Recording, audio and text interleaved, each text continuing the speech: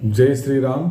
నేను ఈరోజు నేటి తరంలోని యువతీ యువకులు ఏ విధంగా ప్రవర్తిస్తున్నారు, వాళ్ళ అలవాట్లు ఏంటి, వాళ్ళు నడిచే దారి మంచిదేనా లేక సరైనది కాదా, వాళ్ళు తల్లిదండ్రులకు గౌరవం ఇస్తున్నారా లేకంటే సమాజంలోని ఇతరులకు గౌరవం ఇస్తున్నారా, గౌరవం తీసుకుంటున్నారా, డబ్బులు ఏ విధంగా సంపాదిస్తున్నారు, డబ్బులు ఏ విధంగా ఖర్చు పెడుతున్నారు, వాళ్ళకు ఉన్న నైతిక విలువలు ఏంటి, అంటే వాళ్ళు రెస్పెక్ట్ అంటే గౌరవాన్ని పొందుతున్నారా, ఇతరులకు గౌరవం ఇచ్చి వాళ్ళు గౌరవం పొందుతున్నారా అనే విషయం నేను ఈరోజు చెప్తాను. ఎందుకంటే చాలామందికి లక్షల్లో జీతం ఉంటుంది, అంటే నెలకు లక్షల్లో లేకుంటే సంవత్సరానికి లక్షల్లో ఉంటుంది.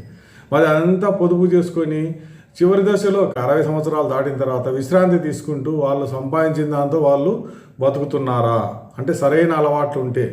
అలా కాకుండా ఇది క్రికెట్ బెట్టింగ్ లేకపోతే ఇంకోటి వేరే వేరే బెట్టింగ్ యాప్లు లేకుంటే సోషల్ మీడియాలో ఎక్కడైనా ప్రకటనలు చూసి మోసపోవడం కానీ, ఇంకా ఆన్లైన్ బెట్టింగ్ కాకుండా ఇంకా చాలా ఉన్నాయి కదా జూదంవి, ఇవన్నిటిలో ఏమైనా చేతులు పెట్టి వీళ్ళు డబ్బులు పోగొట్టుకుంటున్నారా. మరి క్రెడిట్ కార్డులలో ఎందుకు అవసరము క్రెడిట్ కార్డులు, ఎందుకంటే డబ్బులే వాళ్ళకు చాలా వస్తున్నాయి. ఈఎంఐలు కట్టనీకి స్థితి లేక చాలామంది నాకు ఖర్చులు ఎక్కువైపోయినాయి అని చెప్పి వాళ్ళ ప్రాణాలు వాళ్ళే తీసుకుంటున్నారు. అంటే ఈ విధంగా ఎందుకు జరుగుతుంది యువతకు, అంటే మార్గదర్శనం అనేది లేకపోవడం వల్ల. ఎవరైనా చెప్పారనుకోండి వాళ్ళతోనే పోట్లాడతారు, మేము మీ ఇతరుల మాట వినము, మాకు అన్నీ తెలుసు, మీ తరం వేరు మా తరం వేరు అంటారు. మరి ఏ విధంగా వీళ్ళు ముందుకు సాగుతున్నారు? ముందుకు సాగితే ఏదైనా ఆదర్శంగా ఉండాలి కదా, కానీ అది చిన్న కారణంతోనే, అంటే ఏ విధమైన కారణం లేకుండానే వాళ్ళు ప్రాణాలు తీసుకుంటున్నారు. ఈ మధ్య చూశారు కదా రైలు పట్టాల మీద ఒక తల్లి 2 పిల్లలు ఇంకా చాలామంది అనమాట. వీళ్ళకి ఏదైనా కోపం వస్తే కన్నా తల్లిదండ్రులనే స్వర్గానికి పంపడం ఇట్లా చేస్తున్నారు. మళ్ళీ అవన్నీ కూడా నేను ఈరోజు చర్చిస్తాను. యువత ఎక్కువ భాగం అంటే ఎక్కడో ఒకరిద్దరు ఏం చేస్తారంటే సమాజ సేవ చేస్తున్నారు, కానీ ఎక్కువ భాగం ఏ విధమైన అలవాట్లు ఉన్నాయి వాళ్ళకు, అదే మనం ఈరోజు తెలుసుకోవాలి. ఎందుకంటే మన పక్కనే వాళ్ళు ఉంటారు, వాళ్ళు మనకి ఏమైనా చేయొచ్చు, మనం కూడా వాళ్ళకి ఏదైనా చేయొచ్చు అన్నమాట. అందుకోసమే యువత ఏ విధంగా ప్రవర్తిస్తున్నారు అనేది తెలుసుకోండి.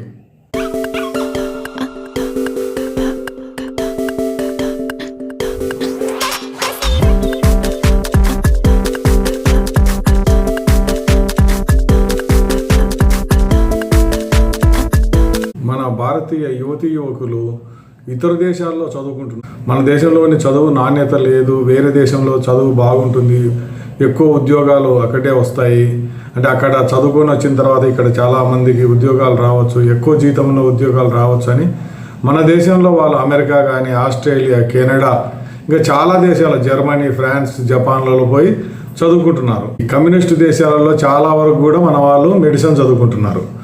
అక్కడ పోయిన తర్వాత అట్లా ఎంతో ఖర్చు పెట్టి పోతారనమాట. పాస్పోర్ట్, వీసా, ఇంకా విమాన ఖర్చులు, అక్కడ ఉండడానికి హాస్టల్ ఖర్చులు, ఇవన్నీ ఉంటాయి కదా. వేరే దేశాల్లో షాపులో దొంగతనం చేసిన వాళ్ళను పోలీసులు వచ్చి పట్టుకుంటారు, వాళ్ళను జైల్లో వేస్తారు, వాళ్ళకు ఏ విధమైన ఉద్యోగం రాదు, అది గుర్తుపెట్టుకోవాలి. కానీ ఇక్కడ మన వాళ్ళు మన దేశంలో చేసినట్టే చూసి చూడనట్టు వదిలేస్తారులే అనుకోనికి వీల్లేదు. అక్కడ చట్టాలు చాలా కఠినంగా ఉంటాయి. విద్యార్థులే కదా, బీద వాళ్ళే కదా, లేకపోతే యువకులే కదా అని ఏమాత్రం దయాదాక్షిణ్యం చూపెట్టరు, వెంటనే జైల్లో వేస్తారు, వాళ్ళని శిక్షిస్తారు. ఆ విషయం గమనించకుండా చాలామంది ఏమనుకుంటారు మన దేశమే ఇది, భారతదేశం నుంచి మనం పోయినాము, మనకు గౌరవం ఉంటుంది, చిన్న చిన్న తప్పులే కదా ఇవి అని అనుకొని చేస్తారు. ఇదే మన దేశము పరువు మంట కలపడం అంటే. మన దేశం పరువును దిగదారుస్తున్నారు. ఈ భారతదేశం నుంచి వచ్చిన వాళ్ళు చూడండి ఎట్లా చేస్తున్నారు అని వాళ్ళు సోషల్ మీడియాలో టప మోగించేస్తారు. అది మన యువకుల ప్రవర్తన.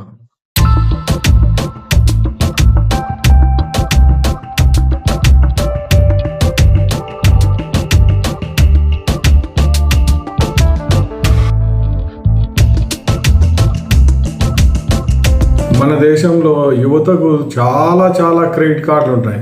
కొందరికి 5 ఉంటే కొందరికి 10. అసలు ఎందుకోసం తీసుకుంటున్నారో వాళ్ళకే తెలియదు. వాళ్ళ ఆదాయమే లక్షల్లో ఉన్నప్పుడు క్రెడిట్ కార్డు అవసరం ఏమొస్తుంది?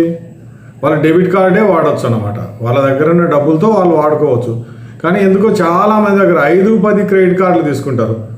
మళ్ళీ తర్వాత ఖర్చులు విపరీతంగా పెరిగిపోతాయి కదా, అవి కట్టలేక ఇంటి స్థలం కానీ ఇంకొకటి వస్తువు కానీ ఏదో అమ్మేసి ఈ అప్పులన్నీ కట్టాల్సి వస్తుంది. మళ్ళీ తర్వాత ఇంకొక అలవాటు ఏంటి వీళ్ళకు? క్రికెట్, సినిమాలు, అదే పనిగా చర్చలు అనమాట. ఎక్కడ చూసినా కూడా ఆ క్రికెట్ ఐపీఎల్ ఏంది, WPL ఏంది, ఇంకొకటి వరల్డ్ కప్ ఏంది, ఏషియా కప్ ఏంది, లీగ్ మ్యాచ్లు, ఇంకా ఎన్నో వరల్డ్ కప్ లీగ్ మ్యాచ్లు, ఇంకా సినిమాలో కూడా టీజర్ అని, ఇంకోటి ఆడియో రిలీజ్ అని, ఇవన్నీ ఫంక్షన్లకు అంతా వీళ్ళే పరిగెత్తుకొని పోతుంటారు. కానీ చుట్టుపక్కల వాళ్ళకు అంటే వాళ్ళ బంధువులకు కానీ స్నేహితులకు కానీ ఆపద వస్తే మాత్రం పట్టించుకునేది లేదు.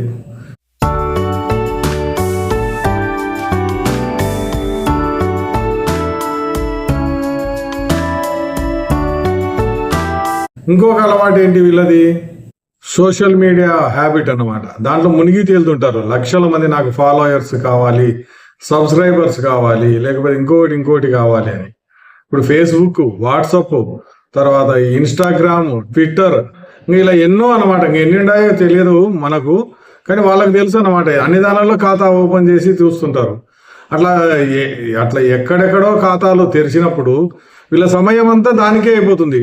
ఎవడో నకిలీ వీడియోలు పెట్టేస్తే వీళ్ళు కూడా కొన్ని నకిలీ వీడియోలు, అబద్ధాలతో ఉపన్యాసం ఇవ్వడం, ఇవన్నీ చేస్తుంటారు. ఈ మధ్య నేను చెప్తాను చూడండి, నకిలీ అంటే ఏ విధంగా ఉంది. ఫేస్బుక్లో అసలు నకిలీలు ఎంతమంది ఉంటారంటే 1,000 పైగా. అంటే దాంట్లో ప్రకటనలు కూడా మోసమే. అట్లా మోసపోయిన వాళ్ళు చాలా మంది ఆ ప్రకటనలు చూసి. ఇప్పుడు ఇన్స్టాగ్రామ్లో కూడా అంతే అనమాట. ఇన్స్టాగ్రామ్లో మునిగి తేలుతుంటారు, నిజ జీవితం గురించి అసలు పట్టించుకోరు. ఈ మధ్య నేను ఒక సందర్భం చెప్తాను చూడండి. ఇక్కడ ఎవరో క్రికెట్ మ్యాచ్ చూనికి పోయినారు, ఆ దేశం ఆస్ట్రేలియా పోయినారు, లేకపోతే ఇంకో శ్రీలంక పోయినారు అని చెప్పేసి ఒక అమ్మాయి ఫోటోను వాళ్ళు క్రియేట్ చేశారు. అంటే దాన్ని సృష్టించారు అనమాట. నకిలీ అమ్మాయి ఇది, కంప్యూటర్ ద్వారా సృష్టిస్తే ఈమె క్రికెట్కి పోయింది, లేకపోతే ఇంకొకటి చోట పార్కుకి పోయింది, సెల్ఫీ తీసుకునేది, ఇట్లా చూడండి అట్లా చూడండి, ఇది ఇన్స్టాగ్రామ్ అకౌంట్ ఈమెది, ఈమెకు ఫాలోయర్స్ చాలా మంది ఉన్నారంటే వీళ్ళు ఏంటంటే పెళ్లి కాని ప్రసాదులు, లేకపోతే ముదురు బెండకాయలు, కరువు బ్యాచ్ అనే వాళ్ళు ఉంటారు కదా, వీళ్ళు ఒక్క రోజులోనే ఆమె అంటే నకిలీ ఆమెకు 3 లక్షల మంది పైగా, అంటే దాదాపు 4 లక్షల ఫాలోయర్స్ కలిపేసుకున్నారు అనమాట, పెరిగిపోయినారు. అంటే ఎంత మూర్ఖులు ఉన్నారో వీళ్ళు అసలు చూడండి. అసలు ఆ అమ్మాయి చేసే పని ఏమన్నా ఉందా, ఎవరికైనా మేలు చేస్తుందా అనేది లేదనమాట. మంచిగా కనబడింది, మొహం బాగుంది, లేకుంటే డ్రెస్సు బాగుంది అని చెప్పేసి అందరూ 4 లక్షల మంది గొర్రెలు అయిపోయినారంటే అసలు యువతకు ఏమన్నా అర్థం ఉందా? వాళ్ళ ప్రవర్తనకు ఏమన్నా అర్థం ఉందా? అలా నిజ జీవితం గురించి ఏమాత్రం పట్టించుకోకుండా ఏదో సోషల్ మీడియాలో ఎవడో కోన్కిస్గా గొట్టం వాళ్ళు వస్తే వీళ్ళు పోయి సబ్స్క్రైబ్ చేయడం, లేకుంటే ఫాలో చేయడం, ఇంకోటి చేసుకోవడం. అంటే నిజ జీవితం గురించి పట్టించుకోరు, నిజ జీవితంలోని స్నేహితులకు బంధువులకు సాయం చేయరు.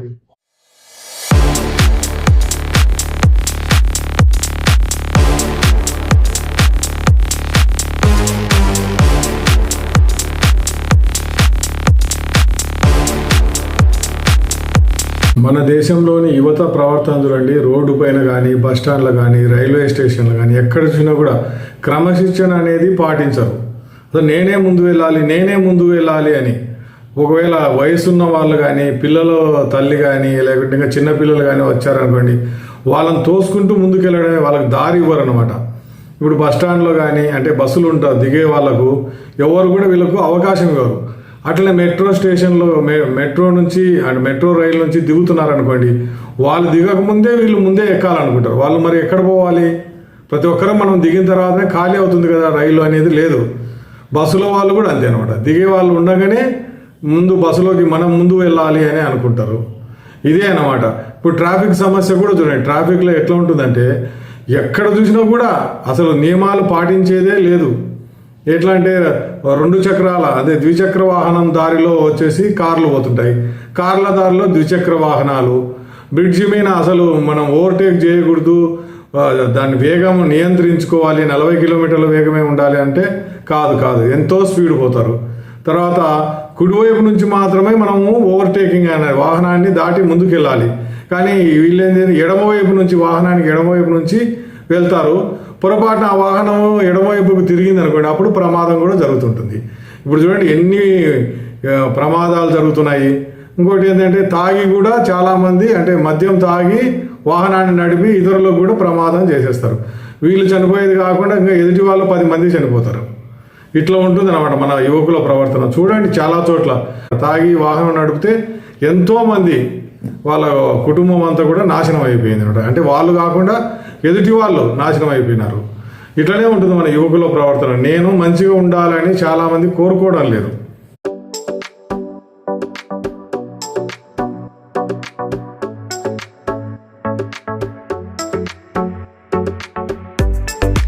మన దేశంలో యువకులకు మంచి హోదా ఉంది, మంచి ఆదాయం ఉంది, ఆస్తి కూడా మంచిగా ఉన్నా కూడా పెళ్ళిళ్ళు కావడం లేదు. చాలామంది ఏంటంటే 30 సంవత్సరాల పైన, అంటే దాదాపు 40 సంవత్సరాల వయసు వచ్చేట్లో వస్తుంది అనగా అప్పుడు పెళ్లి చేసుకుంటున్నారు. ఇది మేము ప్రేమించి పెళ్లి చేసుకుంటున్నాము అని చెప్పి ఫోటోలు రిలీజ్ చేస్తారు. మాదంతా ఆదర్శ దాంపత్యము, మేము ఎప్పటి నుంచో 10 సంవత్సరాల నుంచి మేము ప్రేమించుకుంటున్నాము, ఇప్పుడు పెళ్లి చేసుకుంటున్నాము, మా ప్రేమ ఫలించింది అని చెప్పి పబ్లిక్గా ఫోటోలు విపరీతంగా వాళ్ళు సర్క్యులేట్ చేస్తారు. అట్లా ప్రచారం వాళ్ళే చేసుకుంటారు అనమాట. అసలు నిజం ఎంతనో మనకు తెలియదు. వాళ్ళు చెప్పినది మనం ఏంది ఊరికి వినాలి, చూడాలి.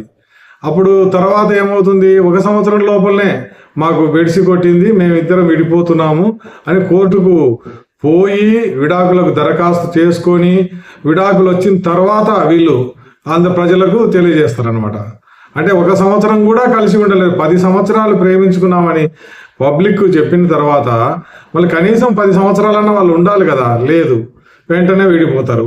విడిపోయి మళ్ళీ ఏంటి 40-50 సంవత్సరాల మధ్యలో రెండో పెళ్లి చేసుకుంటారు. అప్పుడు 40-50 సంవత్సరాల మధ్యలో పిల్లలు పుడితే ఆ పిల్లలకు పెళ్ళిళ్ళు కావాలంటే వీళ్ళు 70-80 సంవత్సరాలు బతికుంటారా? ఉండరు అనమాట. తల్లిదండ్రులు లేకపోతే ఎవరికైనా కూడా చాలా కష్టం ఉంటుంది. వేరే వాళ్ళను నమ్మనికి ఈ కాలంలో వీలు లేదు. కానీ ప్రజలకు తెలియదు అనమాట. 30 తర్వాత ఏమవుతుందిలే, 40 కానీ ముందు 25కు పెళ్లి చేసుకోవాలనే ఆలోచన రావడం లేదు. ఇంకా సెటిల్ కావాలా, ఆస్తులు కూడా పెట్టుకోవాలా, నాకు బట్టతలు వచ్చిన తర్వాత లేకపోతే పొట్ట పెరిగిన తర్వాత నేను పెళ్లి చేసుకుంటాను అని ఇదే అంటున్నారు. కానీ సరైన వయసులో మనం పెళ్లి చేసుకోవాలి అనేది వాళ్ళకి రావడం లేదు. ఆ ముసలోళ్ళు అయిన తర్వాత పెళ్లి చేసుకుంటే దాని పర్యవసానం ఏ విధంగా ఉంటుంది?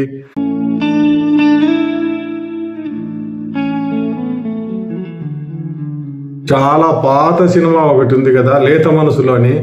ఇప్పుడు ఇంకోటి పేరెంట్స్ ట్రాప్ అనేట. ఇద్దరు పిల్లలు ఉంటే కన్నా ఒకరిని ఒకరు ఇంకో రెండో పాపను ఇంకొకరు తండ్రి దగ్గరికి పంపించేస్తారనమాట. అప్పుడు ఏంటి, తండ్రి దగ్గర ఉన్న పాపకు తల్లి ప్రేమ ఉండదు, తల్లి దగ్గర ఉన్న పాపకు తండ్రి ప్రేమ ఉండదు అనమాట. వీళ్ళు పిల్లలను కూడా బాధ పెడుతున్నారు వీళ్ళ సంస్కృతి వలన. మీరు ఆలోచన చేయండి మరి.